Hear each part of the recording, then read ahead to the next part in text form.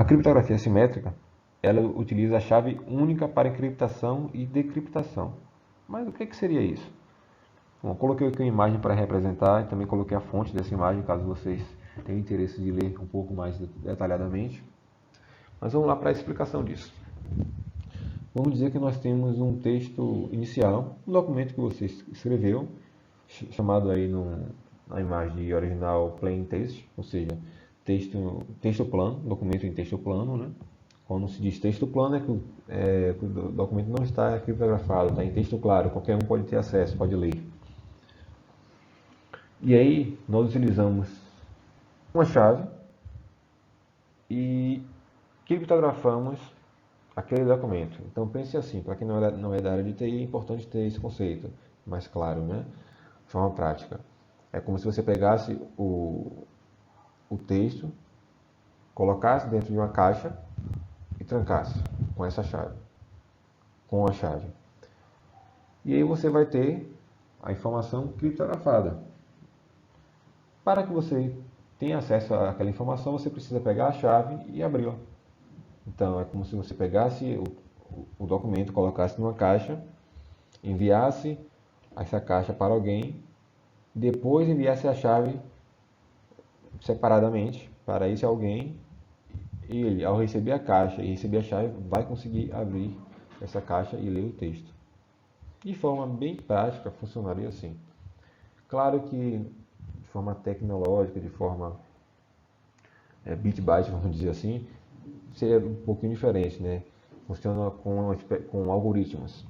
Então, tentando exemplificar como funcionaria o algoritmo de criptografia, também de forma bem prática, é como se você colocasse um algoritmo que substituísse a letra A pelo numeral 1, substituísse a letra B pelo numeral 2.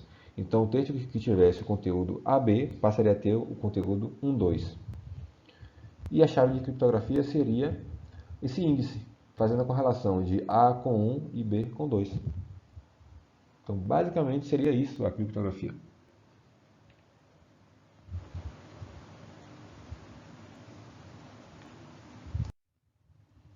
O sistema de criptografia é a criptografia assimétrica.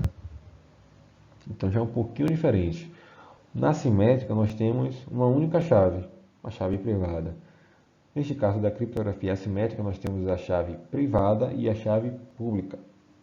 A chave privada vai ser utilizada para encriptação e a chave pública para decriptação. Mas como é que isso ia funcionar? Seria assim, esse desenho aqui de um menino, né, com a camisa verde, ele seria o remetente, e a menina com a camisa lilás seria o destinatário.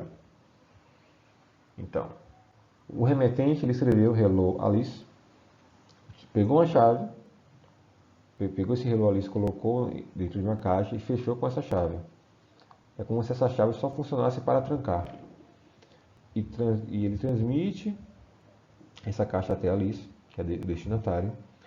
E então a Alice vai pegar uma outra chave que foi enviada pelo remetente. No entanto, é uma chave que só faz abrir. Uma vez aberta, ela não vai conseguir trancar. Então ela pega essa chave, abre a caixa e tem acesso ao conteúdo. Novamente, isso é um exemplo prático. Na parte, tecnicamente falando, não é assim que funciona. Seria realmente algoritmos que fazem isso. E a gente vê muito esse conceito se aplicando na assinatura digital, que será o próximo tópico a ser dito. Então é importante aí ter entendimento sobre a criptografia simétrica, assimétrica e ter o entendimento que criptografia simétrica usa somente a chave privada e a assimétrica usa a chave privada e pública. São dois pontos importantes para você realmente entender e memorizar para a prova. Então, falando sobre a assinatura digital, essa assinatura digital utiliza criptografia assimétrica. Ela é utilizada para validar que informações foram enviadas por quem diz ser. Então, é como se tivesse aquele conceito de não repúdio, que eu citei lá no início, que outros autores na área de segurança defendem o pilar da segurança de não repúdio. Você não pode negar quem você diz ser. Então, a assinatura digital seria basicamente para isso. É como se você pegasse um documento, assinasse esse documento, aquela assinatura vai representar que foi você que assinou. Vamos ver um pouco mais detalhado isso com o conceito de certificado digital, que se assemelha um pouco. Falando agora sobre o certificado digital, como é que isso funciona? Primeiramente, para que ele serve? O certificado digital ele serve para garantir a integridade de uma informação, a confidencialidade, principalmente você garantir que o que você está acessando é realmente quem está realmente diz que é o que você está acessando. Por exemplo, o site de um banco. É o que faz garantir que aquele site do banco é um site verdadeiro, não um site falso. É uma das maneiras, né? Claro que existem outros fatores.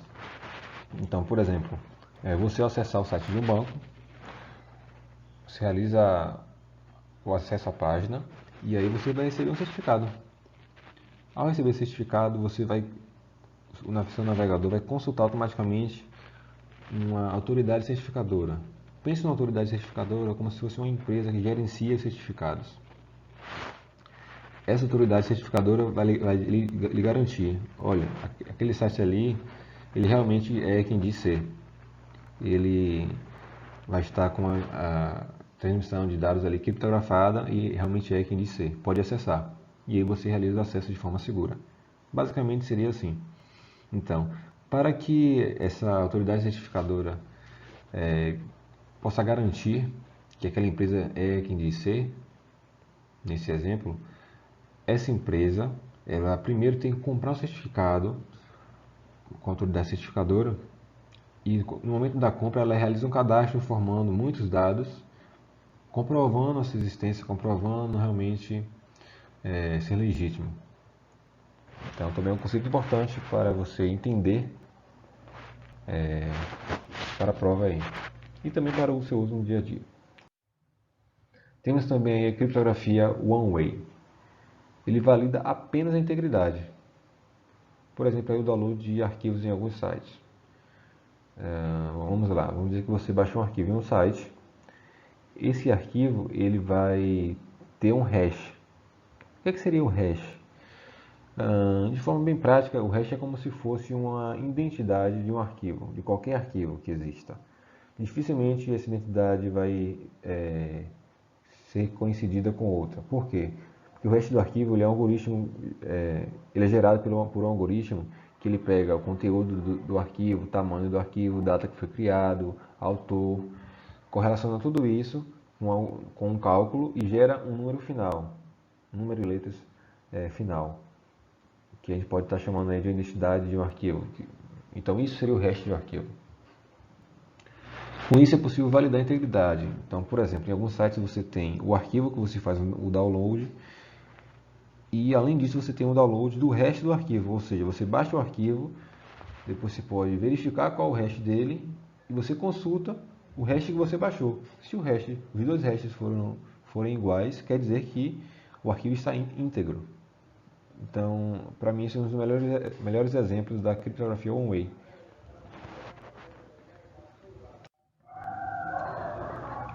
Além disso, temos também o sistema de arquivos, um ponto importante na parte de medidas técnicas. Vamos lá, o código-fonte de qualquer programa ele deve ser armazenado de forma segura. No caso de terceirização, é muito importante que o cliente tenha, se possível, claro, os direitos da propriedade intelectual. Então, quando um fornecedor seu desenvolve um software, é muito importante que o código-fonte seja armazenado de forma segura e que você tenha o direito da propriedade intelectual daquilo, afinal você está pagando. Depende do seu acordo, do contrato, tem muitas variáveis aí nessa questão. Além disso, os dados sobre os testes realizados nesse software, ele também deve ser armazenado de forma segura. Então é mais um tópico um pouco solto dos demais, mas é cobrado na prova. Então é interessante que vocês tenham isso em mente. Código-fonte de programa e dados de teste sejam armazenados de forma segura. Com isso nós concluímos o tópico de medidas técnicas. Vamos agora falar sobre as medidas organizacionais.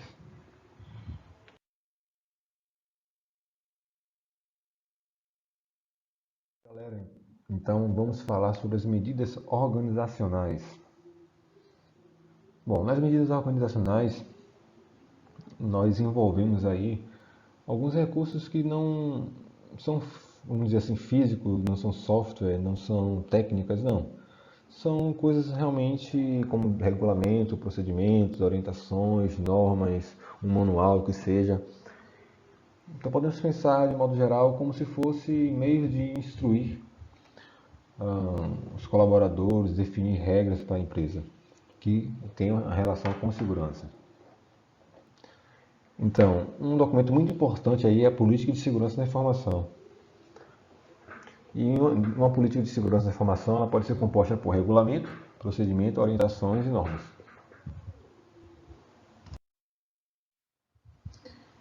Então, qual a diferença entre cada uma delas? O regulamento ele é mais detalhado do que a política em si, pois ele ele tem a definição de regras, certo?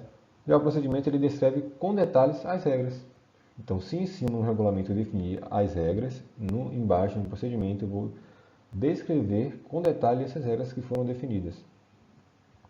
Então, ele vai definir o que deve ser feito, mas não como fazer.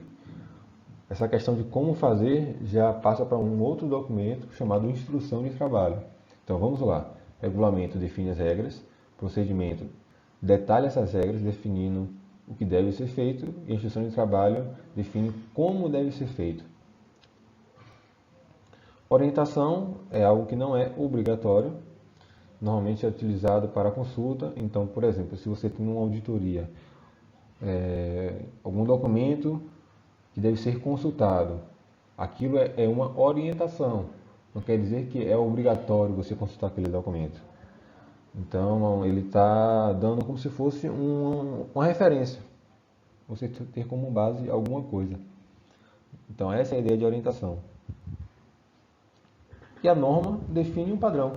Por exemplo, a ISO 27001, a ISO 27002, ela define um padrão.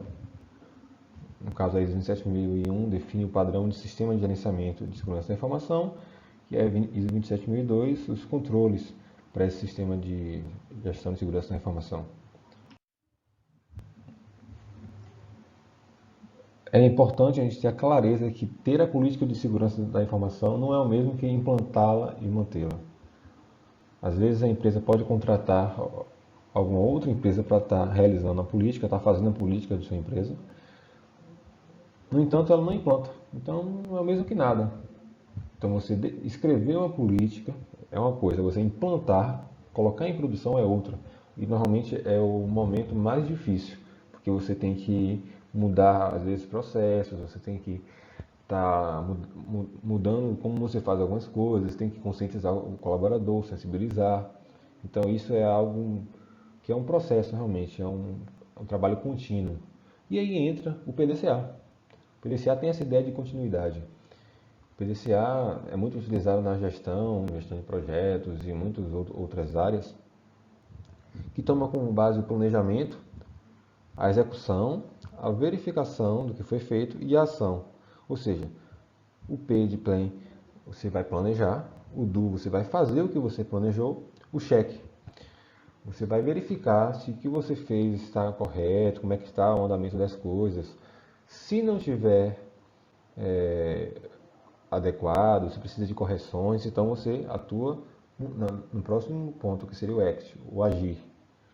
Então Tom, a gente define o PDCA. É um ciclo, é algo que tem a ideia de melhoria contínua. Você sempre verifica, identifica os erros e corrige.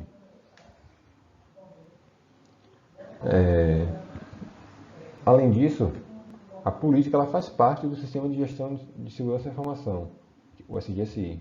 Ela por si só não é a política. A política faz parte do SGSI. O SGSI é algo maior, algo que está acima, vamos dizer assim. Então a gente define outras diretrizes, define outras coisas, aí já entra também a parte de soluções técnicas. Então o sistema de gestão é amplo. A política de segurança da informação é apenas um braço do sistema de gestão de segurança. Então, essa política de segurança da informação ela deve ser avaliada periodicamente e, se necessário, modificada com aprovação do Conselho Administrativo da empresa. Então, com isso, deixa-se claro que a política não é algo que fica estática. Você definiu a política, implantou e pronto. Não vai mais mexer. Não é assim que funciona. É necessário estar sempre observando os pontos de melhoria, de adequação à sua empresa. Afinal, você pode ter planejado uma coisa e não ter dado muito certo, ou não ter sido a melhor forma de fazer. Sendo assim, pode ser necessário uma mudança, modificação. E essa modificação ela tem que ser aprovada pelo conselho administrativo da empresa. Então não é porque você achou que deve ser alterado que vai lá e altera. Não é assim. Tem um conselho responsável por isso que vai estar realizando a aprovação das alterações. Ou não.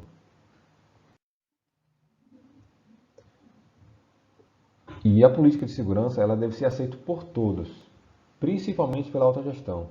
A alta gestão ela deve aprovar, óbvio, e deve apoiar a política de segurança da informação. Por quê? Porque se ela apoia, ela serve como exemplo. Então, se os diretores eles são como exemplo, são exemplos e cobram que isso seja praticado, então quem está abaixo também provavelmente irá pôr em prática. E todos da empresa, todos os colaboradores devem aceitar a política. Essa é a ideia. Dependendo do tamanho da empresa, pode ser necessário que exista algum responsável exclusivo para os aspectos de segurança de informação da empresa. Quando a empresa é menor, isso é mais difícil. Então você pega uma pessoa que já tem um cargo, já tem sua função e delega mais um papel para ela, responsável pela segurança da informação. Se a empresa for maior, então aí realmente se faz necessário colocar uma pessoa exclusiva para isso. Para o controle de um SGSI, é muito importante ter um framework para que possa permitir a classificação das questões de segurança, né? Que são divididos em domínios, ou seja, grupos logicamente ligados. Não são assuntos, tópicos que estão soltos, eles se interligam.